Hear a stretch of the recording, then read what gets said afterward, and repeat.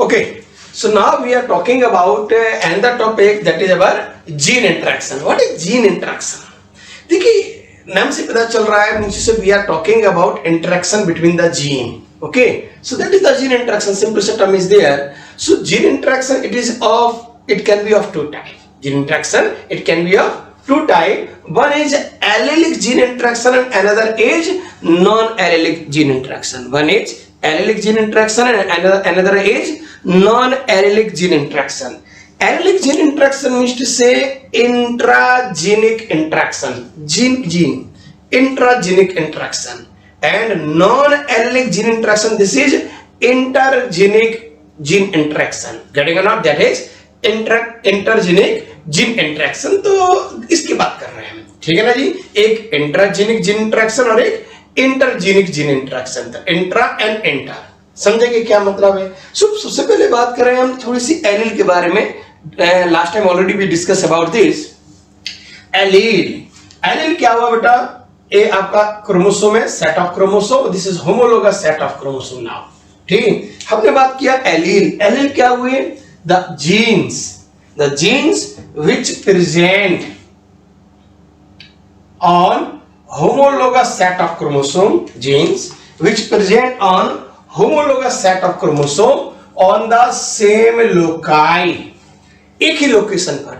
genes which present on the homologous set of chromosome on the same loci, they are alleles, and actually alleles are interacting.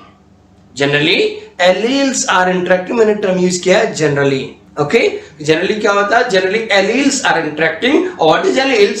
Alleles means genes which present on a homologous set of chromosome. Genes which present on homologous set of chromosomes on the same loci, they are alleles.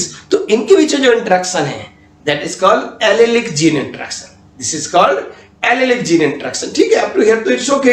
यानी जो general बात होती है आपकी जब भी, वो alleles की बात होती है कि alleles are interacting and non alleles are not interacting, but some time they can do so. तो जनरल जो बात है कि एलिल्स इंटरेक्ट करते हैं, non alleles are not interacting. तो what is non alleles? The non alleles का बेटा जीन्स अदर देन एलिल्स, मतलब genes which are not present on homologous set of chromosome. Okay, gene which are not present on the same loci. समझेंगे क्या? What I told? Non-alleles कैसे? Those genes which present on the same chromosome, they are non-alleles. पहली चीज, genes which present on the same chromosomes, they all are non-alleles. दूसरा चीज, genes which present on a non-homologous set of chromosome, they are also non-alleles. Genes which present on non-homologous set of chromosome, they are also non-alleles. Getting or not? And the term genes which present on the homologous set of chromosome but on two different loci, not on the same loci, but on a different loci, means to say, देखिए amongst these two, they are alleles. Okay, they are alleles, but what about this? They are non-alleles. Genes present on the same chromosome, genes present on two different non-homologous set of chromosome, or gene present on a homologous set of chromosome but on a different location, not on the same loci, they all are non-alleles. Clear? So when these non-alleles are interacting, what I told before, generally alleles are interacting, non-alleles are not interacting. Non-alleles are generally not interacting, but sometimes they do so. If they starts to interact, that is called non-allelic gene interaction or non-allelic interaction or intergenic interaction. Getting or not? हम इनकी बात करेंगे. Clear? ठीक. So gene interaction वाली बात कुछ समझ में आई ना? So in cases of gene interaction, as first of all what I told बेटा, आपके allelic interaction and non-allelic gene interaction. In case of allelic gene interaction में एक हमारी बात ये, allelic gene interaction already we discussed before. Hey, some examples of allelic gene interaction as in cases of complete dominance. Complete dominance आप जानते हैं 1:2:1, तो एक complete dominant आप पढ़े थे, in a complete dominance. Complete dominance तो आपका है ही, ठीक है. तो अगर इसी में थे आपके इफ एलिलिक जीन इंटरेक्ट थे, एलिलिक जीन इंटरेक्टिंग, उसी का एग्जांपल आया था आपका इनकम्प्लीट डोमिनेंस 1:2:1 इंस्टेड ऑफ 3:1 जो रेशियो आया था, तो वो एलिलिक जीन इंटरेक्शन है। Genes present on the same homologous set of chromosome on the same loci, उनमें प्रॉब्लम्स हुई है, ठीक। तो एलिलिक इंटरेक्शन है, उसका एग्जांपल था आपका इनकम्प्लीट डोमिनेंस। कोडोमिनेंस याद है ना, कोडोमिनेंस लाइक 1:2:1 हमारी इसकी बात हुई थी, that is the examples of आपके allelic interaction. Multiple alleles, this is the another example, all these things already be discuss, बात करें ना। Another example be discuss that is lethal gene, that is lethal gene. तो lethal gene की बात हुई थी, ठीक। एक बात हुई थी हमारी प्लियोट्रोपिक जीन, किसकी बात हुई थी, प्लियोट्रोपिक जीन। प्लियोट्रोपिक जीन क्या, ठीक, one gene, when one gene controlling many phenotypic effect, when one gene controlling many phenotypic effect, a pleiotropic gene, all these 5 things already we discussed before. Still एक छोटी सी अगर हम इसे revise करने की बात कर लें, then as in case of incomplete dominance, when a dominant gene unable to express itself completely in presence of a recessive gene, when a dominant gene unable to express itself completely or fully express नहीं हो पा रहा है in presence of a recessive gene, this is incomplete dominance. These things already we discussed before.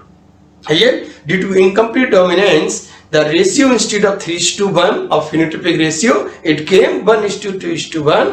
So in incomplete dominance, the phenotypic genotypic ratio will be 1:2:1. Getting around? And the example is there, codominance. Codominance. When देखिए in generally क्या होता है, when parents जो characters हैं, when parents are interacting in F1 generation, one character express themselves and other remain hidden. According to Mendel, it is like that. But codominance, when both characters expressing in itself in F1 generation, दोनों character express कर रहे हूँ, when both characters हैं, father mother में से एक character का आना था, when both characters expressing themselves in F1 generation in heterozygous condition, this is codominance. In codominance also the ratio of phenotypic genotypic ratio was 1:2:1. ये सब पढ़ा दिया मैंने ऑलरेडी, मैं हल्का से रिवाइज दे रहा हूँ आपको, ठीक, ये सब पढ़ चुके हैं हम लोग। And example is there multiple alleles, blood group की बात हुई थी हमारी इसमें, मल्टीपल एलील्स में। मल्टीपल एलील्स क्या, when many alleles in generally but on a single loci 2 alleles are there, and when more than 2 alleles present on the same loci, that is multiple alleles and controlling one character, just like as I told blood group. In cases of blood group beta, तो blood group is the example of multiple alleles, ठीक है, where alleles A, B and O, where alleles A, B and O, 3 alleles controlling one character blood grouping. तो 3 alleles के लिए, इसके लिए मैंने आपको न्यूमेरिकल की बात की थी कि इफ आपके suppose if n number of alleles controlling n number of multiple alleles की बात थी, if n number of alleles controlling a character, then find out the types of phenotype and types of genotypes. So phenotypes के लिए n number of की बात हो रही थी, how many types of phenotype possible, तो n नंबर ऑफ एलील्स अगर control कर रहे हैं तो n+1, याद आया, n+1। in cases of blood group बात हुई थी, how many phenotypic classes will be there, 3 alleles control हो रहे हैं A, B, O, 3+1 means 4 phenotypes will be there, blood group A, B, AB and O, A, B, AB and O, 4 types, clear है ना, 4 types, ठीक। और same as in cases of their genotype, for genotypes we discuss, genotypes का फॉर्मूले की बात हुई थी हमारी, क्या जीनोटाइप्स हमारी बात हो रही थी बेटा आपके, अगर हम बात कर लें तो फॉर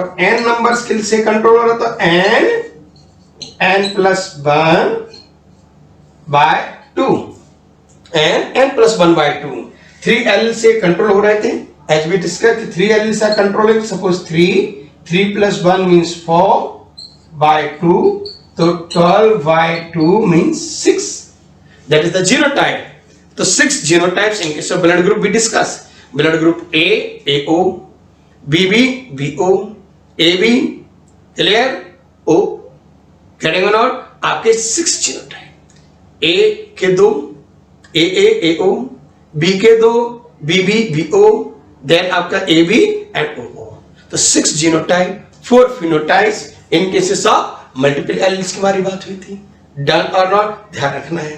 लिथैलिटी की बात हुई थी हमारी थी any gene combination which can be fatal for the life. Any gene combination which can be fatal for the life, जिसके वजह से डेथ हो जाए इंडिविजुअल की, जो मर जाए जिसकी वजह से वो थे।